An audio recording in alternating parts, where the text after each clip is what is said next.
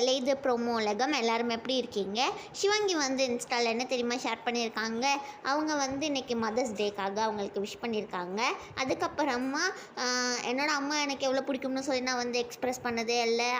அப்புறமா எனக்கு குட்டி வயசுலலாம் புரியலை அம்மா கூட இல்லைன்னு. ஆனால் இப்போ நான் வந்து ரொம்ப கம்ஃபர்டபுளாக இருக்கேன்னா அது காரணம் வந்து என் அம்மா தான் அப்படிலாம் சொல்லி சிவாங்கி வந்து இன்ஸ்டாவில் போட்டிருக்காங்க. இந்த வாரம் நானும் ரவுடிதான் ஷோ கூட வந்து சிவாங்கியோட அம்மாலாம் வந்திருக்காங்க. அப்புறமா இப்போ கோயம்புத்தூருக்கு சிவாங்கி வந்து காலையில் போயிட்டு இருந்ததை பார்த்தோம். அதுக்கப்புறமா அங்கே போய் சிவாங்கி, பிரியங்கா, ரக்ஷிதா, மானசி எல்லாருமே மீட் பண்ணியிருக்காங்க.